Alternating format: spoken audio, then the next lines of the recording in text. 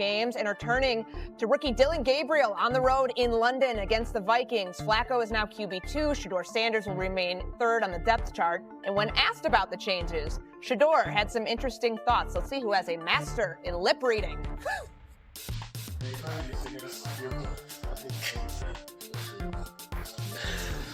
Vocally, anything to say? I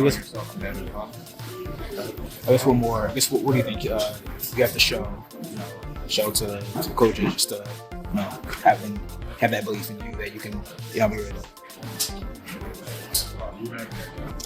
What can you say?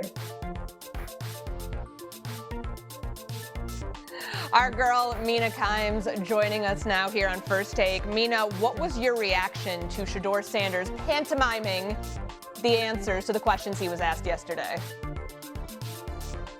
Well, initially, I was befuddled, I think like a lot of people, and then I heard the context that this was his way of responding to our colleague, Rex Ryan. I'm not tapped into that back and forth, so again, I had no idea. And I think with that information, my feeling about this is something that I think kind of applies to a lot with Sanders, which is he obviously receives a perhaps disproportionate and unfair amount of attention. I also think he is well within his rights to defend himself when he's criticized, if he feels that that's unfair or it gets personal. But I also think he should just be clear in doing so, because the way he went about here kind of leaves it open to interpretation. And so I think the intention is fine, and I don't begrudge him that. But there's a lot of value when you're trying to make a point in clarity. And I don't know if that's him getting bad advice or if this is just how he feels he should go about it. But I know that's maybe not the most fiery take on all of this, but I just think he should be clear. And it's not the end of the world. It's a weird moment, and everybody can just move on now. Okay, so we know how you guys all feel about this. I want to focus on the game itself here because let's set the table here. They make this quarterback change midweek. They go to London. He faces Brian Flores. We know what happens when he sends a blitz after a rookie quarterback, Dillon Gabriel, that is.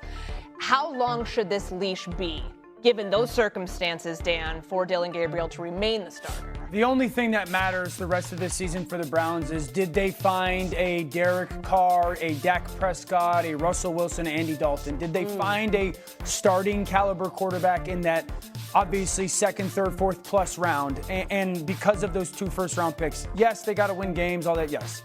But that's the only thing that matters. So, how long should this leash be? It should be pretty significant. That being said, one, this is a offense that averages 84 yards rushing a game. I think it's the worst in the NFL, or bottom 2 or 3. So it's not like he's working with a lot in that regard. Number 2, they really only have a starting number 2 receiver, and then probably receivers that would be a little bit better in that number 4 role.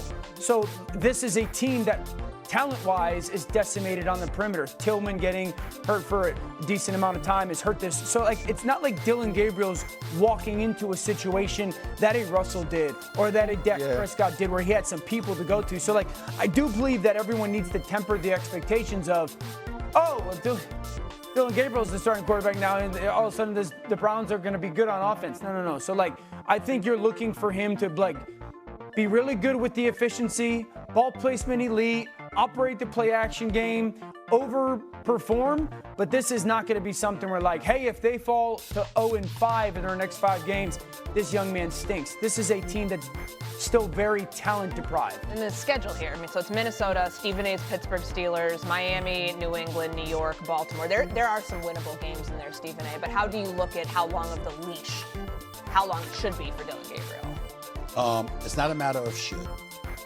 That'll be contingent on his performance. I understand that. If he performs lights out and Cleveland is in a position to compete for a playoff spot, which we all doubt, then obviously you have to leave him in because you're trying to win football games. But if the season is a wash and it's clear, let's say by week 12, week 13, that you are not going to be in a position to compete for a playoff spot, then you're going to have an audience out there clamoring to see Shedeur Sanders. You're going to have an audience out there. Now, why does that matter? We say it's about winning football games, and it's absolutely true. That's first, that's paramount. After that, let's not ignore the significance of PR. let's not ignore the significance of business. He might be a QB3. He's the most popular QB3 in the National Football League. Okay, he's more popular than Dylan Gabriel or Joe Flacco when it comes to jersey sales and things of that nature. You have an audience in Cleveland who is clamoring to see him now. What are they going to be thinking about when week 12, week 13 arrives and it's clear that Cleveland ain't in the playoff picture? They're going to say, show us what that man has. Give him an opportunity to shine, because your game is paramount, but also the personality that comes with it matters, particularly for an NFL franchise that has made some highly questionable decisions along the way and hasn't given their fan base much to cheer about in recent memory. You paid Deshaun Watson $230 million guaranteed. This was before Lamar Jackson, Josh Allen, Kyler Murray, Jalen Hurts, and others got their deals. You made that commitment and there was expectations, and immediately they plummeted. You had a guy in Myles Garrett that is an all-world, the best defensive player on the planet. This brother's a monster. He asked to be traded before you turned around and gave him about $40 million a year. So he was talking about, what did he say at the time? I just want to compete for a championship. I want to be in a position where we're relevant, that we got a chance, okay? And we saw during the preseason, who was he standing next to on the sidelines? Who was he joking with? It was Shedeur Sanders. You understand what I'm saying? And who was he encouraging along the way? Especially when he had that bad outing. It was Myles Garrett encouraging Shedeur Sanders, because he's paying attention, because he's like, this brother has potential. People see stuff like that and say, okay, show us. And Shedeur certainly has made it clear he's ready to show you. So it's a matter of what the organization is going to do. You can't ignore that. And you brought up something, like they, at some point, no matter if the record's, if it's a lost season, which we already think it's on the track to being, people are going to want to see what Shedeur Sanders is. For a coaching staff, for a front office that very much feels like they're on the hot seat right now. Not the front office. I mean, I'm saying not the coach staff. I mean, you don't think Kevin Stefanski's a two-time coach, coach of the year. I mean, ain't nobody questioning him. We know he knows what he's doing. It's a matter of the personnel that he has to work with. They got him on the defensive side of the ball. What do they have on offense? What do they have at that quarterback spot? That's been their Achilles heel. Do you think that would affect their, their mindset for RC, for how they No, will it can't. approach It can't affect their mindset. Dan mentioned the run game. I think Quinshon Judkins is showing that he can be a bell cow of a back. And when Kevin Stefanski is at his best, it's when he has the run game and you can get into the play action. They haven't had that early on this season. And as far as how long Dylan Gabriel should have, I think as soon as you know he's not the franchise guy, you should move on to Shedeur. Because this isn't about, in my estimation, winning games. It's about saying, I know Mason Graham can play. I believe Isaiah Bond can be a 2 or a 3. Harold Fannin Jr. has kind of been a revelation at the position. And so you have some of these young pieces. You have to figure out if your 3rd round pick or your 5th round pick can be your franchise quarterback as you move into the next draft with 2 first round picks, Mina. So, yeah, Mina, it's about next year, it sounds like. How do you approach that if you're the Browns? Yeah, more likely than not.